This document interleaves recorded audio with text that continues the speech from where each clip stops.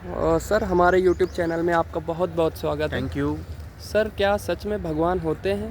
पहली चीज़, भगवान होते हैं। जैसे कि एक बार स्वामी विवेकानंद जी को किसी नास्तिक पर्सन इंसान ने प्रश्न पूछा था कि भगवान होते हैं, अगर होते हैं तो कहाँ है। तो स्वामी जी ने मौन रखा था, कुछ बोले नहीं। फिर एक बार उसी इंसान ने, नास्तिक ही था वो, अपने पूर्वजों के, उनके पापा या दादा के कुछ पितृ कार्य के लिए स्वामी जी को घर पे इनवाइट किया। तो स्वामी जी गए। स्वामी जी ने बोला, अरे आप तो नास्तिक हो, क्यों इनके श्राद्ध वगैरह आप कर रहे हो?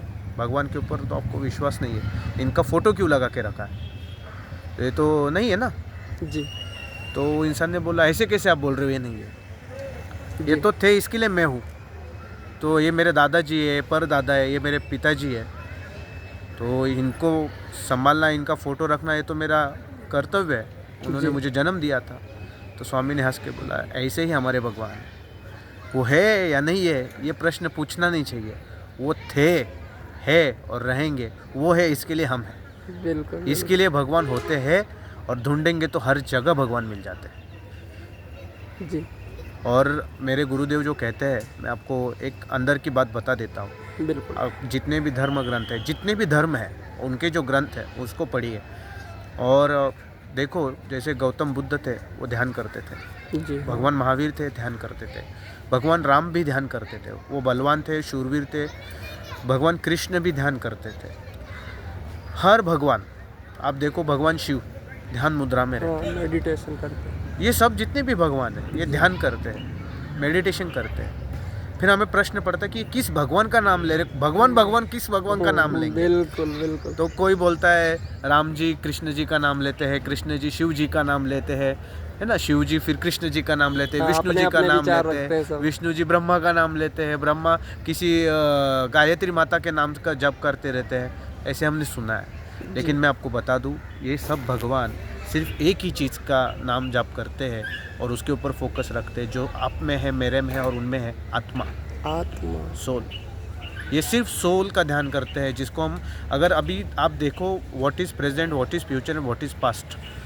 पास्ट जो हो गया वो हो गया, और मेरे लिए पास्ट क्या है, एक सेकंड पहले।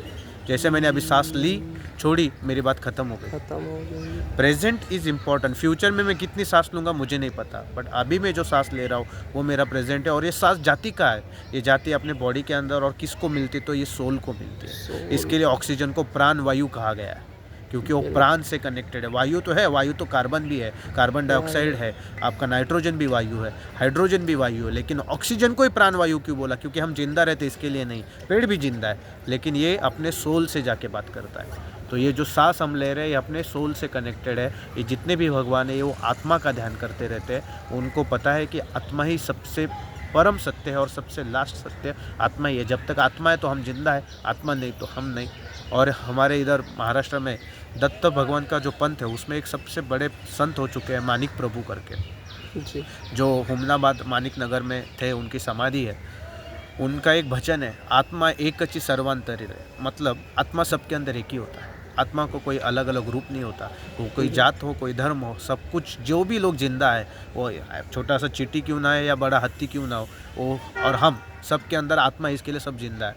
तो सबसे प्रेम भाव से रहना हमारा धर्म सिखाता है। आत्मा का ध्यान करो, आत्मध्यानी बनो और दुनिया में अपना नाम रोशन करो। बिल्कुल।